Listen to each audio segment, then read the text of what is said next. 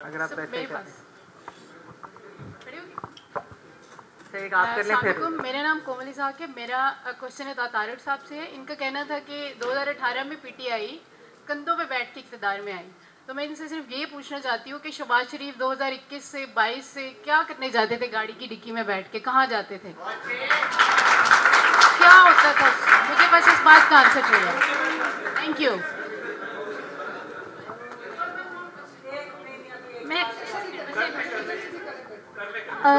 मेरा क्वेश्चन नहीं है किसी से। मेरा नाम सुमेरा इसहाक है। I just want to request the establishment of this country कि जो वॉकर में डाल के आप लाए थे, आप उनको अब ताजपोशी करके वज़ीर आज़म बना दे, क्योंकि जो इलेक्शन का सिंबल आपने रात से लिया है उसके बाद तो कंपेटिटर कोई रहा ही नहीं ना गया ग्राउंड के अंदर। तो अब ताजपोशी कर दी, अब पैसा ज़ाया ना करिए इलेक्शन के ऊपर। Thank you so much.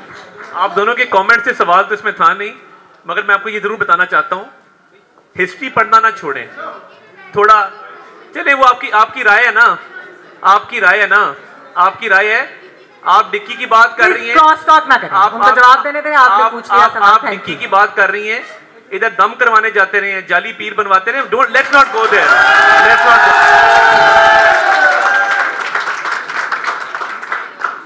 अच्छा, सबसे पहले मेरा नाम तो तलहा जफर है और मेरा आपसे सवाल है जो पीपी से आए हैं।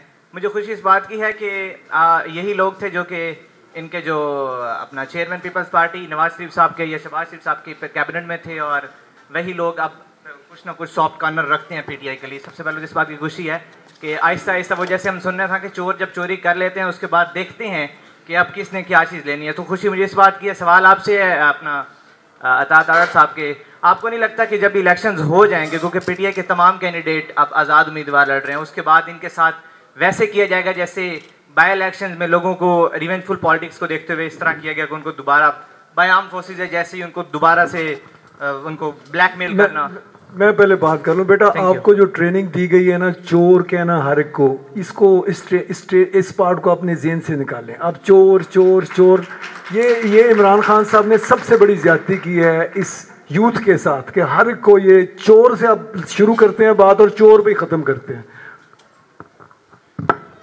Thank you. जो इलेक्शन के बाद उम्मीदवारों को आपने कहा कि ब्लैकमेल किया जाएगा, तो 2018 में जब पीटीआई बनी थी तो फिरदौस आशिक अवान साहिबा से लेके फवाद चौधरी साहब से लेके गुलाम सरवर खान साहब तक, ये तमाम वो लोग थे जो दूसरी पार्टियों से ला के तरीके इंसाफ जिनको ज्वाइन कराई गई थी। पंजाब में हम सिंगल लार्जेस्ट पार्टी थे, हमारी 130 सीटें थीं बावजूद बदतरीन सियासी इंतकाम के, और पीटीआई की 120 सीटें थीं। उसके बाद आज़ाद उम्मीदवारों को ला के शामिल करवाया गया। मगर एक फ़र्क आप देखेंगे, हमारे साथ जो पिछले 5 साल हुआ, लोगों के घर तबाह किए गए, लोगों के घर बुलडोज किए गए, फैक्ट्रियां गिराई गई, लोगों की बच्चियों पे पर्चे किए गए। कोई पार्टी छोड़ के भागा नहीं, कोई पार्टी छोड़ के कहीं और नहीं गया। एज अ पॉलिटिशियन चॉइस होती, मेरे पे पर्चे हैं, इक़दाम कत्ल का पर्चा है, दहशतगर्दी का पर्चा है, 16 एमपीओ का पर्चा है, सारे इमरान खान साहब के दौर में हुए हैं। चॉइस होती है ना पॉलिटिकल, कि आप जबर और जुल्म के सद तक बर्दाश्त करते हैं कि सद तक नहीं करते। तो ये हर पॉलिटिशियन के पास ऑप्शन है कि आपने किस प्रेशर के तहत कौन सी पार्टी ज्वाइन करी। जो खड़ा रहता है वो खड़ा रहता है। तो मेरा नहीं ख्याल कि किसी को आप ब्लैकमेल करके उसकी पार्टी उस गन पॉइंट पे चेंज करवा सकते हैं। बहुत सारे लोग हैं जो प्रिंसिपल पे खड़े हो जाते हैं, पार्टी चेंज नहीं करते। बेटा मैं 17 साल का था, मैं 17 साल का था जब अता तारड़ साहब के जो की पार्टी के बानी जनरल ज़ियाउल हक थे, उन्होंने मेरे पे कत्ल का केस भी डलवाया, और इन्हीं के जो चीफ मिनिस्टर थे नवाज शरीफ साहब 307 भी भुगती। तो हमने तो पार्टी चेंज नहीं की।